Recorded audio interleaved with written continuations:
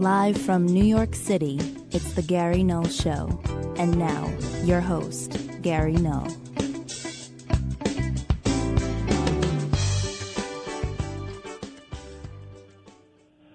Hi, everyone. I'm Gary Null. We have a lot to share today. In fact, this is going to be one of those days we're going to go through a lot of topics rather quickly and then slow it down when it comes to looking at the environment. A lot on the environment today. And we will have an opportunity for you to call in and share your points of view.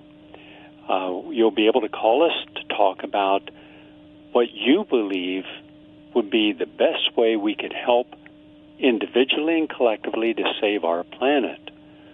And this is going to be after you hear a UN talk. I was the keynote speaker on Earth Day at the United Nations, and I didn't say what people expected me to or what was even in the program, but you'll hear what I have to say. I thought it was constructive. Then we're going to hear a short clip from Nelson Mandela when he's confronted by Ted Koppel in a live auditorium of some 1,300 people when he's positioned, why in the world, if you're about peace, would you support Arafat, who was the head of the Palestinian Liberation Organization? Then Naomi Wolf today, on why would not return to Israel, even though she is very much pro-Jewish and speaks fluent Hebrew and loves Israel. What is her concern? And then what a multimillionaire thinks about poverty. I think you'll have a point of view on this one in particular. So we have a lot to share, plus two headlines or features in New York papers about how principals are actually writing parents saying, congratulations, quote, your child has been promoted, but then it's only because the child failed. But the city lacks funds, and so they don't have time or space for summer school or evening classes. And then it has gotten so bad in New York and other states as well that this is a math sham, they're calling it. You only need 30% to pass the state regions. Hard to believe? Wow. Used to be 60 was failing, and now it's you can get 30 and still pass. The dumbing down of our educational system. But we begin with where I left off yesterday. Some people, not a lot, have a hiatal hernia. And from the Natural Blaze, which is a really good organization, they publish some really fine work. They're talking about surgeries to correct hernias, and that's the vast majority of people who have a hernia get surgeries, and it's a big industry. And but in fact, there are over 1 million hernia surgical procedures performed each year, and about 800,000 are for a groin hernia. That means that at least 200,000 of those surgeries are devoted to other types of hernias, like hiatal, and up to 10% of the population can experience a hernia in their lifetime. And the hernia is when an organ or tissue is stretched or bulged due to a weakened part of that tissue. And hiatal hernias are in the esophageal stomach area and aren't the most common type, but they can be serious and often warrant medical intervention through invasive diagnostic and surgeries. Most people don't think they have many options outside of surgery or drugs when they're diagnosed. But believe it or not, there are actually things you can do to bring about a hiatal hernia cure. First, a hiatal, Hiatal hernia, happens when there is some kind of weakness in a stomach opening like your esophagus. And this weakness bulges out, usually triggered by some type of strain. Now, someone may see or feel a bulge, or their belly may stick out right below the sternum, and they may push the bulge in and only to have it pop out later. They may not feel pain or see any bulge, but there's all kinds of causes. GERD is very big, and that's from drinking coffee. Our stomach acid, because of all the poor combinations of foods we eat. The heavy lifting that many people do, being overweight, being pregnant, having an injury, even chronic constipation, even straining. And that's why when people are constipated and they're straining, you're really putting yourself at risk there. What you should do is just keep breathing deeply and not strain. And then you have chronic coughing, chronic sneezing, incomplete healing from surgery, some strenuous exercise, smoking, and a previous hernia. The tissue is weakened, and in some type of strain occurs, such as pushing during constipation. So the conventional treatment, generally they'll do an endoscopy or a barium X-ray in order to check for hernia or acid reflux. And then they'll do surgery or a proton pump inhibitor to heal the esophagus from acid reflux, or a truss or surgical belt to hold the hernia that's not occurring, let's say. But there are some natural approaches that should be considered. And the idea is, what is weakening the stomach wall or the tissue? Is it a high-stress lifestyle that surges lots of adrenaline to weaken the connective tissue, which it will do? Is it a terrible diet that causes chronic constipation and mineral vitamin loss to the organs?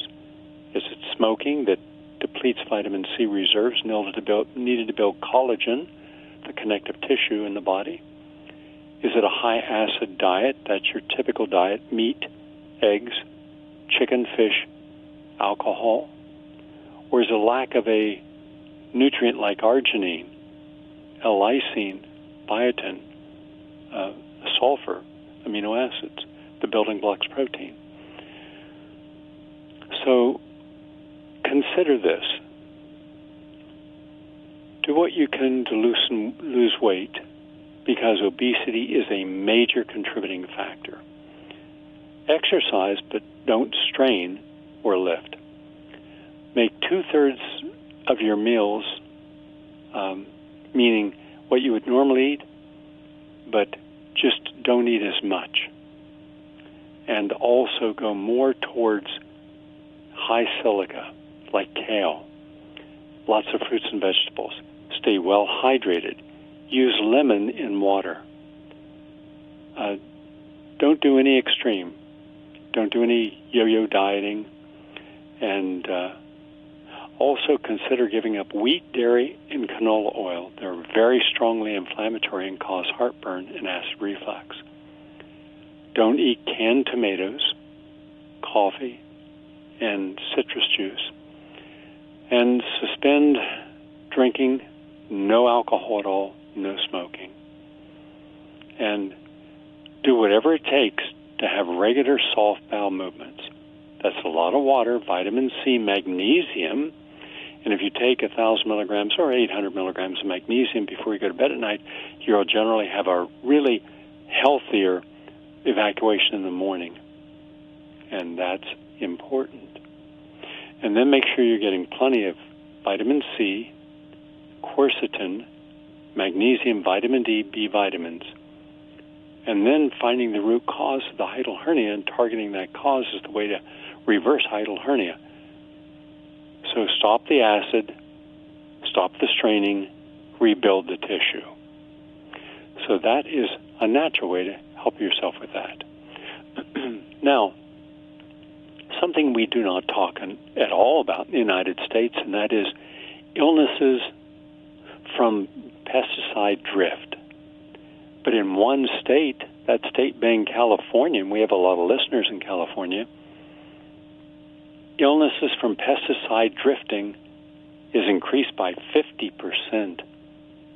According to Brandon Turville's new article on this, it's causing a lot of people in the state of California to get sick with non-specific illnesses, and where a normal medical evaluation, they would not be able to check for it because they're not checking for specific pesticides in your body. And you should be aware of that. That as long as you're in a place that's using pesticides, and wildest, California uses more pesticides than any other state because that's where a lot of the produce in America is grown. But it's not a natural environment. What they've done is they've taken a desert and turned it into a very rich agricultural center.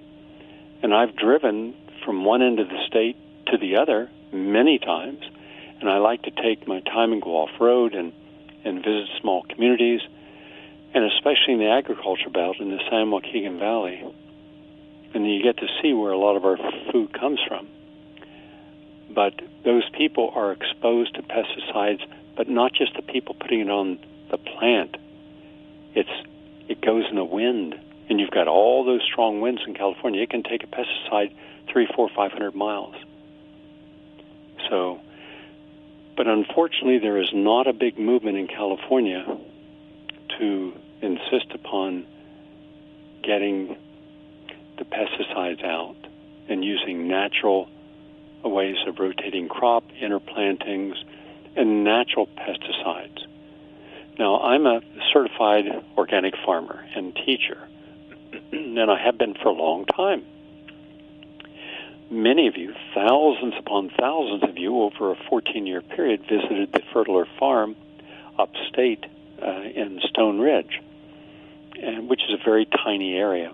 It's only a couple miles around up there. And it's called Stone Ridge for a reason. There's no topsoil. But through draining a pond and taking the muck and letting it dry and then using that as topsoil and then enriching it and taking compost and building on that soil, it became extremely rich with great vegetables. Well, you're up there, you've got all kinds of predators that will eat whatever you grow, rabbits and squirrels and deer and groundhogs, etc. So how to protect the crop? Well, the easiest was to make a large, get a gallon and jug, and you fill it up about 90% with water. Then you put 2 tablespoons of garlic oil in it, and then 1 tablespoon of cayenne pepper. And then you shake that so it disperses, and then you simply have a little hand spray, and then you spray your crops. And that acts like a natural insecticide and or pesticide. So I didn't lose any crops.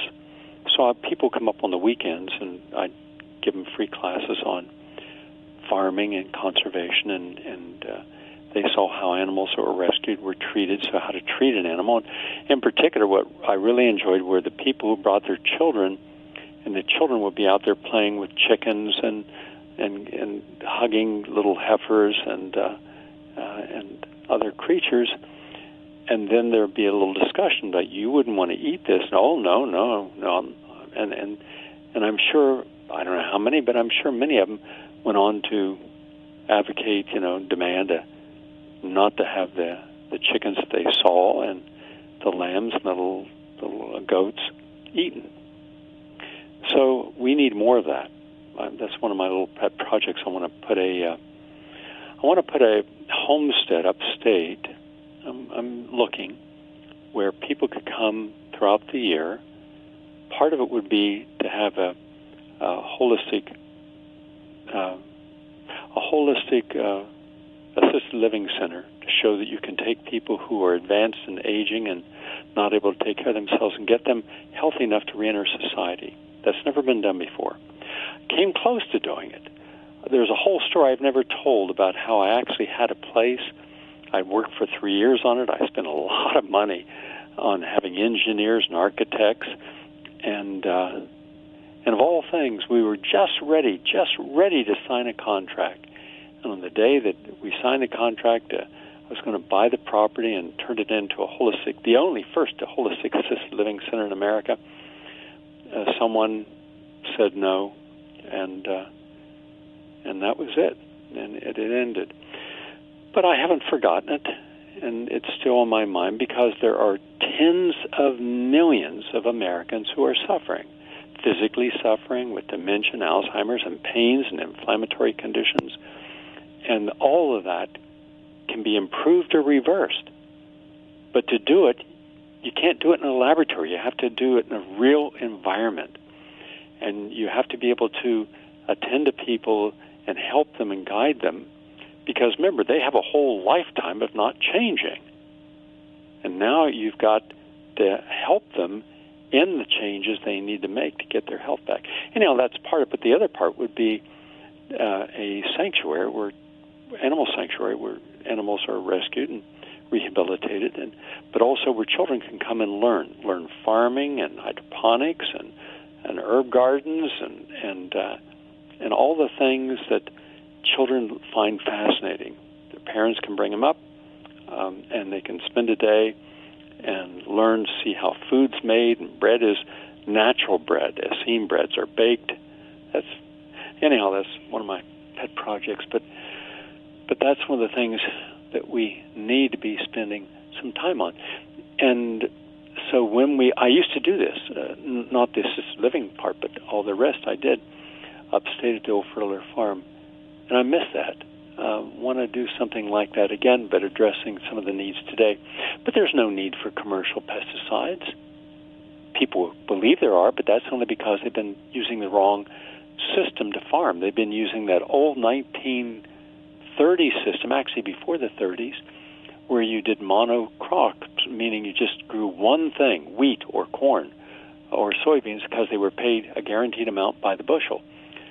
But the rest of the year, the land was not producing, and they didn't rest any of the land. They farmed everything they had. So that brings me to this. And this is from CBS News, and it says, farmers in America are killing themselves in staggering amounts. Quote, think about trying to live today on the income you had 15 years ago. End quote. That's how agriculture expert Chris Hurt describes the plight facing U.S. farmers today. The unequal economy that emerged over the past decade, combined with patchy access to health care in rural areas, have had a severe impact on the people growing America's food.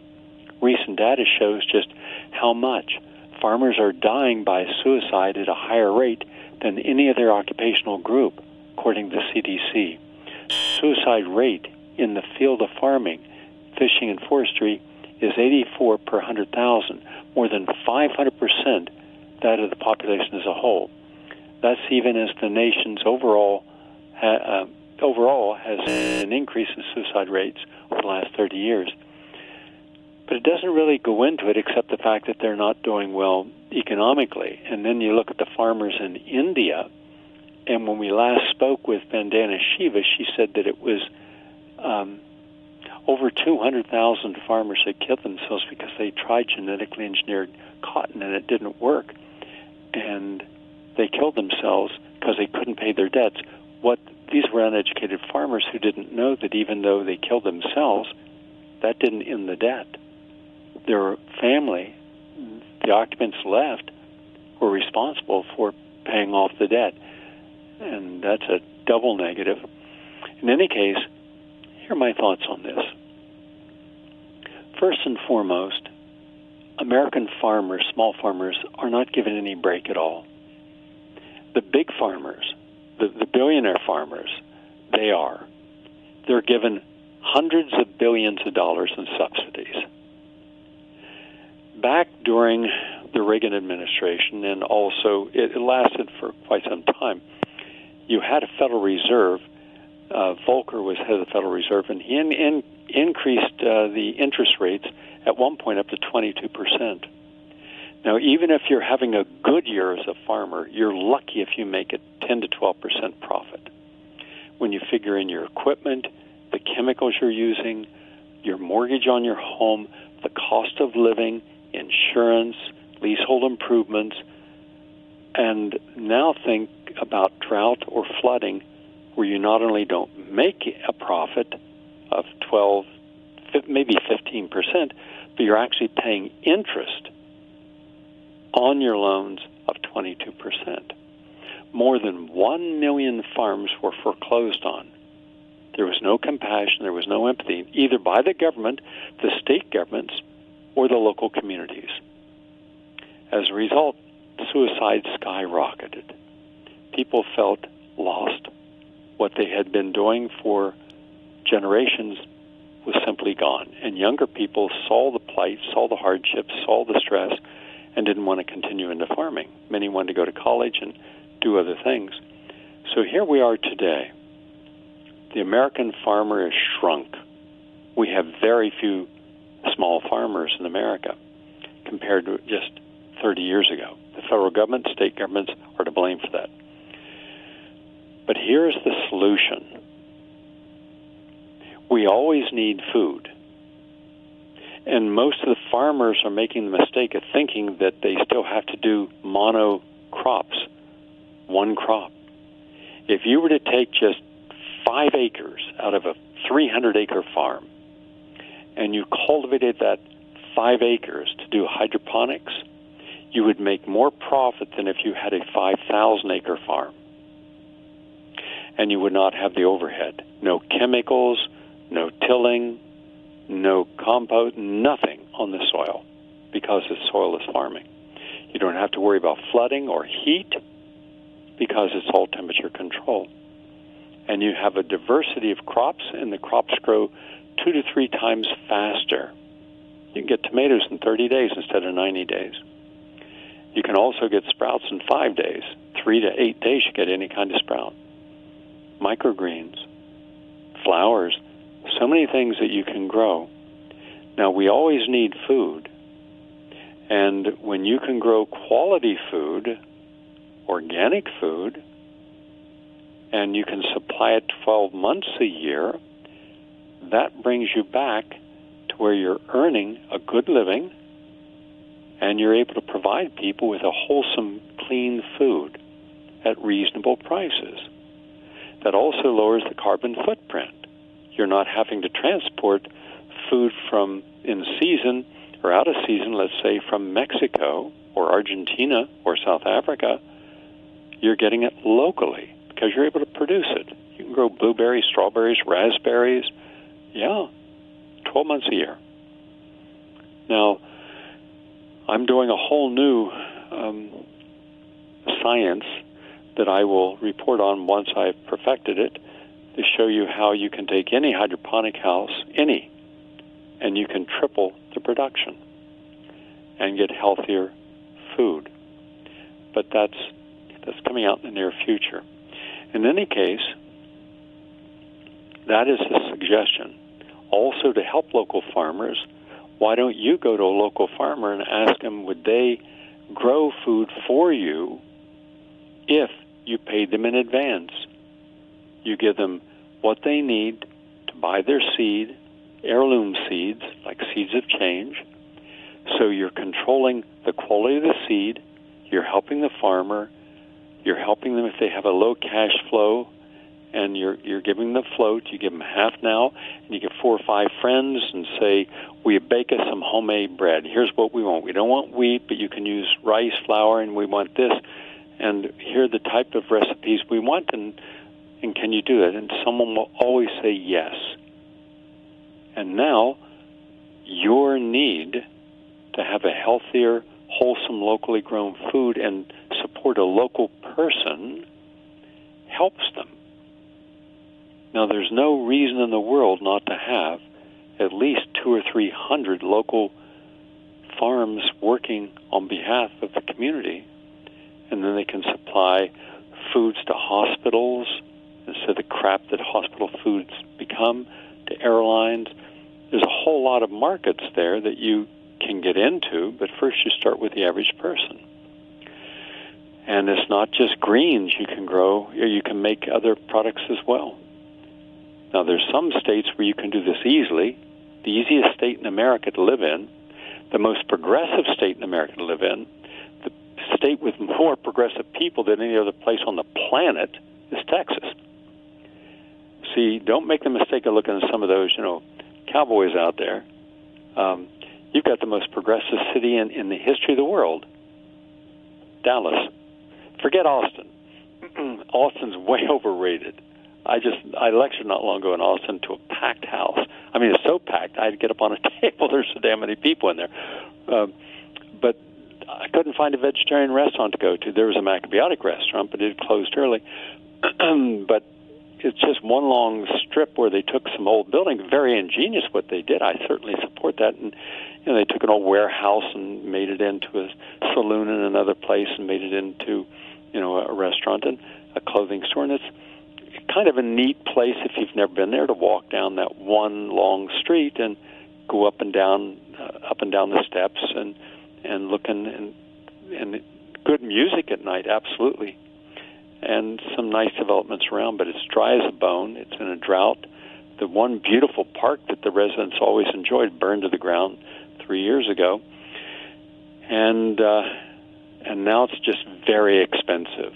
And so the people are leaving there and moving up to East Texas around Arkansas and Louisiana because it's less expensive. But there's big artist movement up there. You don't know that. I do because I drove through there several times and I stopped and talked with people and I was just amazed at the new communities. They say, keep this kind of quiet because we don't want this to become like Sedona. Sedona's just a hole now. Or Boulder. Boulder's. I remember walking down the street of Boulder. I was doing a lecture.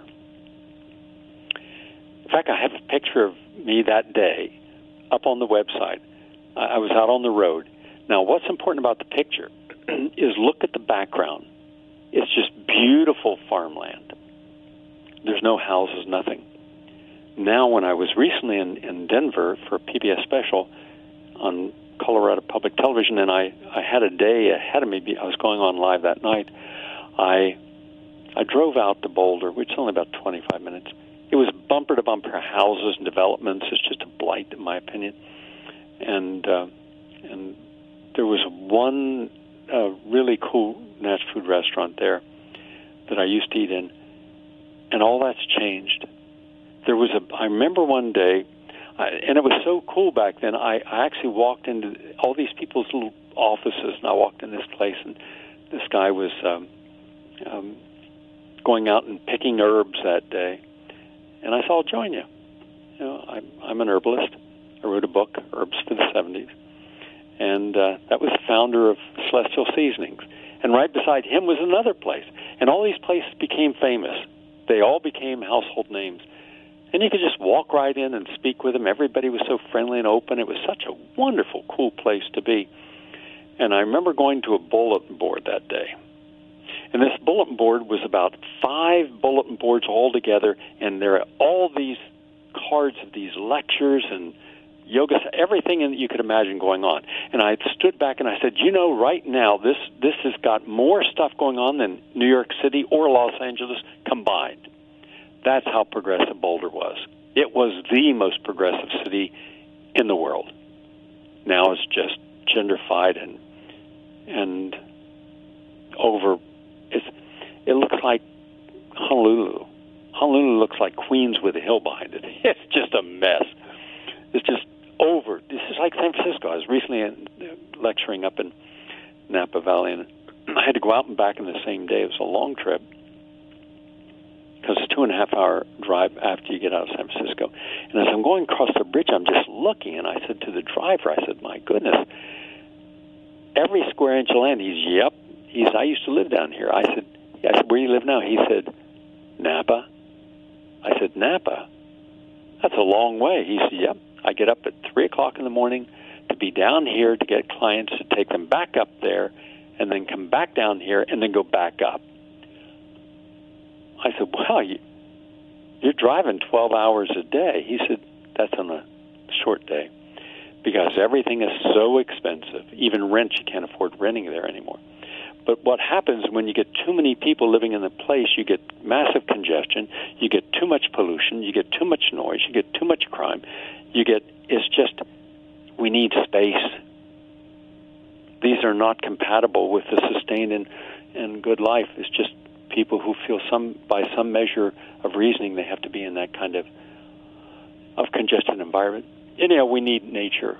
We need to think differently. So the message to all the farmers out there: don't commit suicide. You've been asked to carry on a legacy that is dead. There's a time in life where you have to acknowledge that the system you are supporting every day is itself flawed. Surrender that system. Give it up. Embrace something new and vital. Because remember, major corporations, they can't turn on a dime.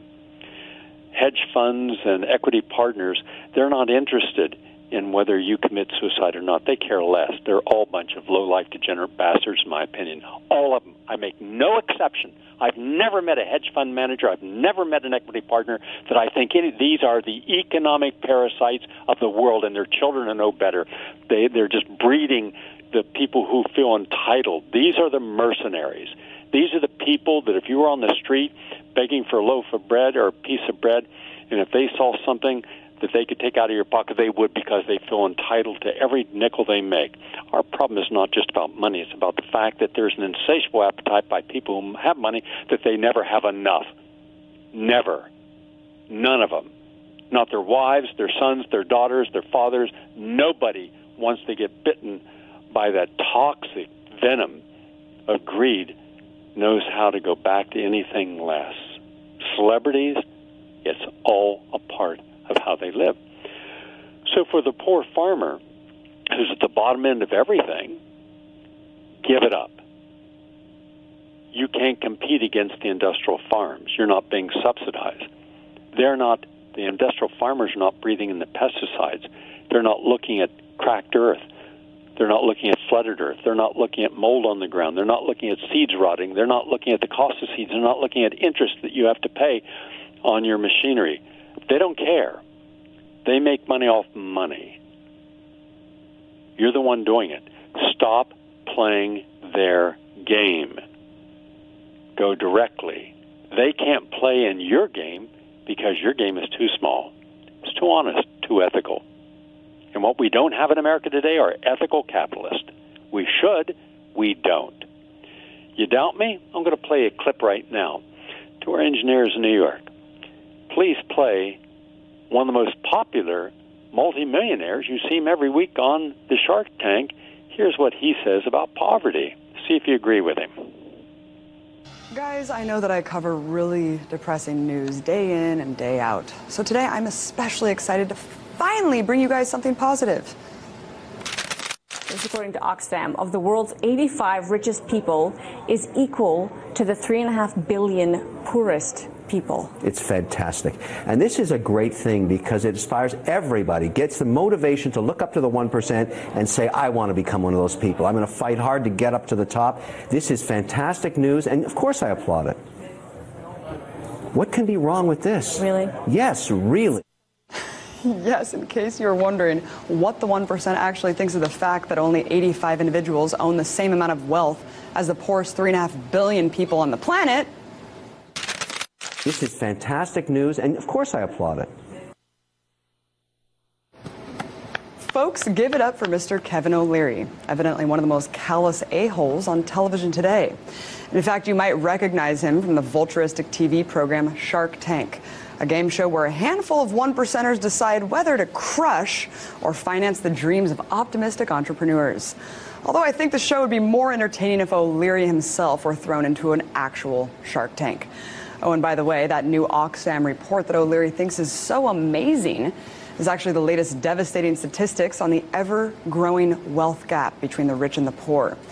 The study reveals some disturbing facts, including how just 85 people control $110 trillion, and that half of the world's wealth is owned by just 1% of the population. Furthermore, the U.S. has the fastest widening wealth gap of all between the rich and the poor in the entire developed world. And while fat cat 1%er O'Leary thinks this is all great news, Oxfam's most harrowing analysis is that global inequality is threatening both the social stability and the security of the entire planet. But according to O'Leary, nothing is more empowering than poverty. And this study is somehow going to motivate the 3.5 billion poorest people to become the next Bill Gates. What he doesn't seem to get is that this unsustainable model of crony capitalism is designed to keep the wealth gap growing. But at least O'Leary's co-host Amanda Lang seems to have a slightly less sociopathic head on her shoulders. Don't tell me that you want to redistribute wealth again. That's never going to happen, okay? You know what? You take a simple stat like this, which is neither good nor bad. It's just a fact. It's a celebratory stat. I'm very excited about it. I'm wonderful to see it happen.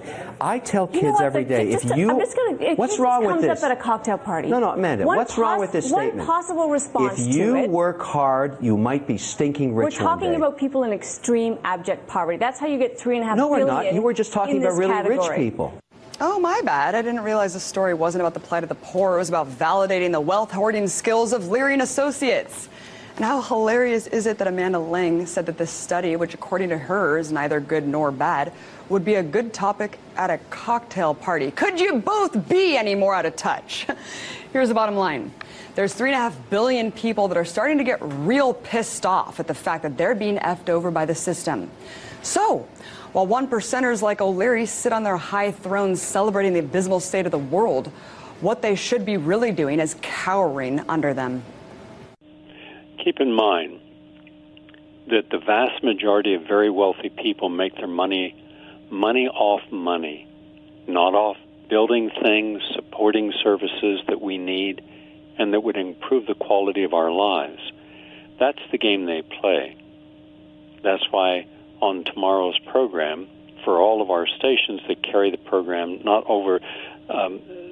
carry the hour noon program, I'm putting on my Tuesday evening program tomorrow with Danny Sheehan to give you the history of how the O'Learys and the Bill Gates and the Warren Buffetts and the George Soros and the Rockefellers and the Swearingens and the Hills and the Goulds, all these multi-wealthy families, what they really think of wealth. Wealth in and of itself is not the issue. It's the power it confers them. That brings me to a little commentary. And this commentary has to do with something I started the other day, talking about if we're nothing else in America today, we're a nation of hypocrites. I talked about the hypocrisy of we wanting peace and freedom and democracy, and yet we've caused more than 20 million people to die since World War II with invasions, regime change, supporting dictators, military juntas. How we say that we want and support the small business person, like he just said, oh yes, if you see us getting really rich and controlling over $107 trillion, just a handful of us, you too could one day do that. No, you can't. You can't even do it if you're Monsanto merging with Bayer. That was something like a $67 billion merger. Or Horizon buying Time Warner, with only 7 media companies controlling the airwaves, then you have monopolies. Where's there room for the person who wants to do something unique and individual that's not supported by the mainstream media or the mainstream institutions or the mainstream financial institutions? Then you're on your own. So you see it's a circular firing squad, except they're the ones who are not getting shot. Everyone else is. But we can't change something unless we're honest about it. Then we can, individually, if no one else wants to join us. What are some of the current contradictions? Well, how about fighting terrorism? What we want to do and what we say we're doing, but we're actually funding the very terrorist organizations. We fund the White Helmets, a terrorist organization. We funded al-Nusra. We funded the terrorists in Syria. We funded the terrorists in Libya. Yeah. Why isn't anyone calling that out? When was the last time you heard a media person, anyone, CNN, NBC, at a press conference or even at a press meeting with Sarah Sanders saying, how is it that we have evidence, and it's irrefutable evidence, that the United States has spent almost $1 billion funding terrorist organizations, and when we weren't funding them directly, we were funding states like Saudi Arabia and Qatar and United Arab Emirates and Turkey that were then funding terrorists? You won't hear that question asked. That's a contradiction. In fact, we gave Saudi Arabia over $10 billion in weapons to fight terror. They promptly turned those over to terrorist groups. We say no to religious extremism, and yet Washington, D.C. is entirely run by Christian extremism. We're accusing Russia of expansionism. They're not. and yet NATO is expanding completely around Russia. We say that right to life if you're evangelical, but then you immediately support the death penalty. So you want to protect the child until it's born, then it's up for grabs. You say caring about unborn children is your primary priority politically, and yet when was the last time you did a thing to feed any or clothe or house the 2.5 million homeless children or the 16 million hungry children, or don't they count in your religious convictions? You say that we should be promoting health, and yet every single thing you see on television promotes disease through junk food and beverages. You say that processed meat eaters are condemning cruelty towards animals. Now that is something to wrap your mind around. What would be different if you had to look in the face after they brought out the animal that you were going to eat before they killed it, and you had to watch it and prepare it so you could have your hamburger or your sausage? Would you feel the same about it? Well, the pharmaceutical capital of the world is the United States. And the contradiction is, in hypocrisy, we have the largest amount of drug addictions, and I'm talking about medical drug addictions and drug-related deaths of any country in the world. And new opiates work better than alternatives, what we're told, and hence we give them more overdosed or drugs to overdose and more deaths. They just reported yesterday that they underestimated the amount of people who died from opiates by 70,000 last year. We talk about being energy independent, and yet we completely ignore the power of what causes global warming, eating meat. If we decided to do something about global warming immediately, stop eating meat, and methanes would be reduced substantially. But we don't. We say we value America's multi-ethnic culture, and yet so many of our policies are racist and target minorities. Best example of that would be the Clintons and how they eviscerated. They took a meat cleaver to a threadbare system to support those in need with housing and food, mainly people of color, and they destroyed it. And they pride themselves in that. And they increased the incarceration rate for blacks and minorities by 300%. That's the Clintons. And yet now they expected those same people that they were incarcerating and taking food out of their children's mouths and stopping and searching, they expect them to be voting for them. That's hypocrisy. That's lunacy. We'd rather simply have Americans say Asian Americans, African Americans, Latino Americans, Native Americans, but no white or Caucasian Americans still included on job applications. Isn't that a contradiction to what we had written? We hold these truths to be self-evident that all men are created equal, unless you're an Asian American, a Black American, a Latino American, or a woman American or Native American. That's a big hypocritical one. Our justice system, one for whites, another for blacks and Latinos. Our justice system, one for wealthy, one for the masses. Protective custody versus imprisonment without due process of law. Upholding mobility for women, yes, versus the real facts of gender inequality in the job place. Law enforcement to protect communities versus law enforcement to violently imprison communities. The only police that ever should be in any community are ones that identify with the culture of that community. And they shouldn't be armed to the teeth and militarized. They should be on the streets and talking with people as they once did, so that there was not a sense of it being a war zone and they're here to stop and search or to shoot. That's a new phenomena. And yet we've done that just backwards. We talk about climate change. Yes, and we do absolutely positively nothing about it. We want clean water and clean air and clean energy, yes, and yet we deregulate every one of the big polluters. So now our water, our energy, and our air and food are all polluted. We advise the rest of the world on environmentally safe and better practices while we are less than 4% of its population, yet we're using almost 27% of the world's energy. We talk to other people about lowering their carbon footprint, and the poorest people in the world have almost no carbon footprint. They don't contribute to global warming at all.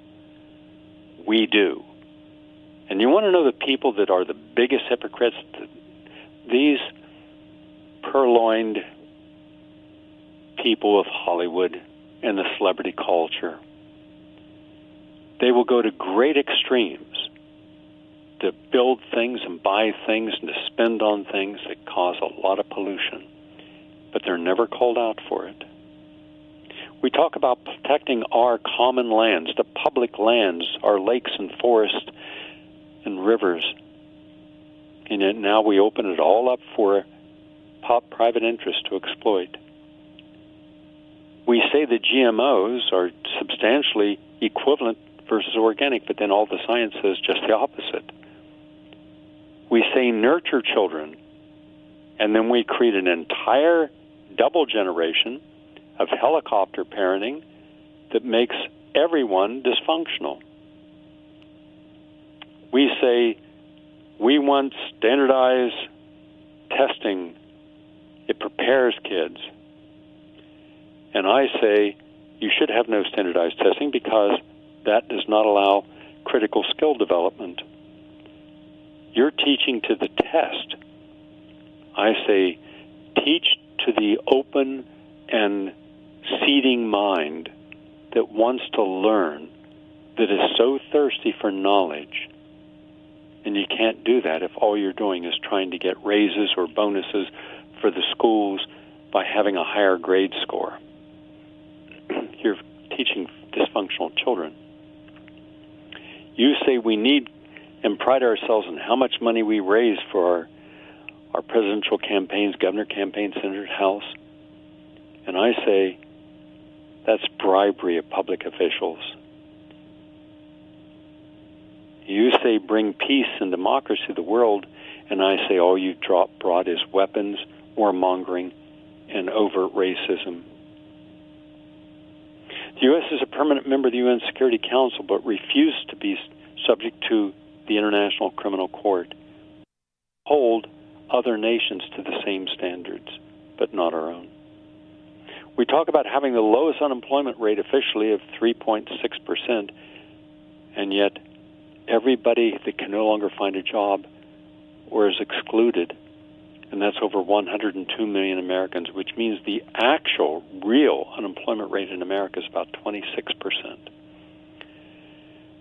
We say the economy is booming. I say you're a liar. And I will challenge any economist, Joseph Stiglitz, I don't care who you are and how many Nobel Prizes you've won. Show me how we're booming. I'll deconstruct your arguments on this program. You're a liar. All you economists are liars, unless you're Michael Hudson or someone who actually has integrity. The rest of you, you're just industry and media whores. You're lowlifes. I have no respect for you.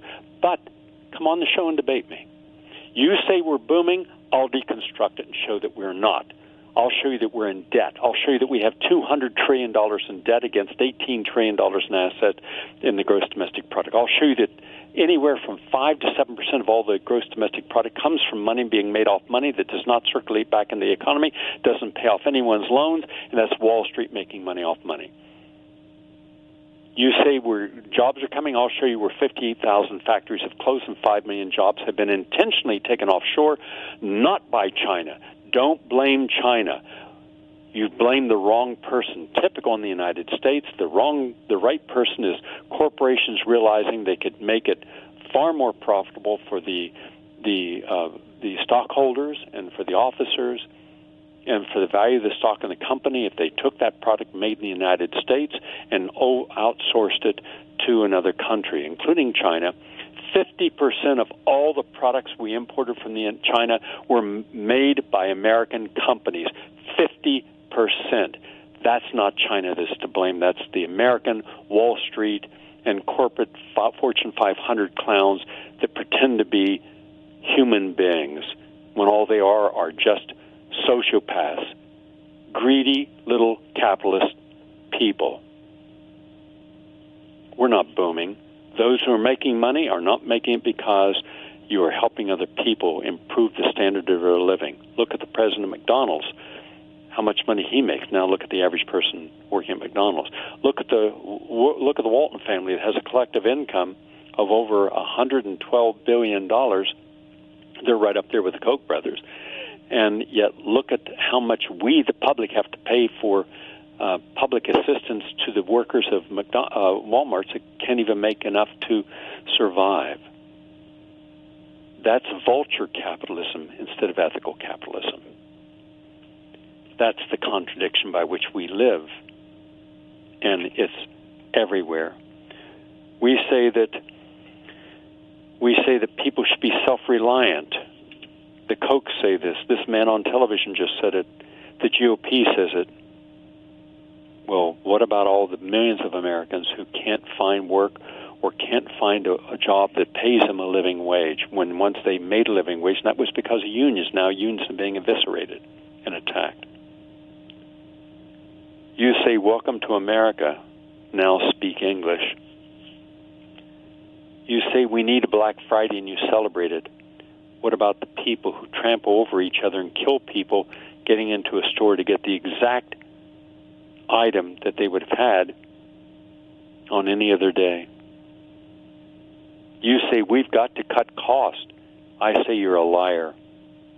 All you're doing is you're cutting other people's salary and you're causing them to lose benefits so that you can get a larger bonus by showing that you've improved the value of the stock. You'll say, but that's my responsibility. My responsibility is not to give a better working environment or a standard of living or benefits to my employees. And then you wonder why there's so much sadness, depression, and anxiety when a person may not know where their next meal is coming from. You say you need job flexibility versus lack of job security. You say it's good to outsource jobs, and then you fire local employees and hire cheaper labor elsewhere. How does that help a community? How does that help a family? How does that help anyone? But it sure makes you a darling in the eyes of MSNBC and people on Wall Street and the bankers. You're the ones being feted and celebrated in your excesses. You say you're going through corporate restructuring. I say you're a liar. Your company's in serious problems. If we were to take away all of the ability of people to buy large blocks of stock on margin, we would be back to the beginnings and one of the precipitating factors of the Great Depression. You're all in debt up to your eyeballs, and yet you insist upon doing more on borrowed money. Well, your day of reckoning is here. Especially the 10 million people who are millionaires, but you're not real rich. You got $1 million. Here's what I know. I know that most of you have borrowed against that. You keep borrowing because you keep getting ideas or special inside information. Buy this stock, it's going to go here. Buy some real estate here, it's going to go up. Invest in this syndicate here. So you're up to your eyeballs in debt. So you're able to maintain the facade of being solvent. You're not solvent. In the very near future, I predict that 50% or 5 million millionaires and their families, representing about 20 million people, will be without any money or assets because it's all been leveraged. Now, for the 68 million people who are in the professional class, you're not very bright. In fact, you're dumb. Why? Because you're fully educated. You went to school, you got advanced degrees in architecture and engineering and law and medicine and CPAs and consultants, and what do you do with it? You think that the only purpose in life is to climb up that ladder of professional careerism. And what did you sacrifice in your life in the way of happiness, quality time with your spouse and family and yourself, and doing the things that were meaningful, the little things that were important? And when could you go through a day without using your cell phone or computer or being constantly connected to everyone else's responsibility, because you built up a standard of living that mimics that of the very rich, and yet you're not. So you're also in debt up to your eyeballs. Yeah, your kid's going to private schools, and everyone brags about it. Got a daughter in Yale, got a son in Harvard, and you got another one going into Stanford.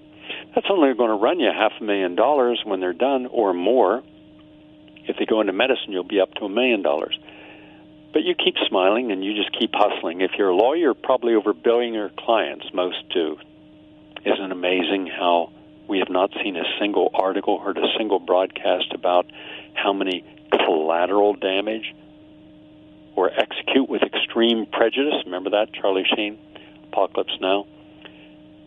How we use different synonyms for the same thing. We're murdering people without any compassion, empathy, or thought whatsoever. That's how conditioned we've been. We accuse immigrants of being criminals and rapists. The United States is doing much more of the same without any immigrants.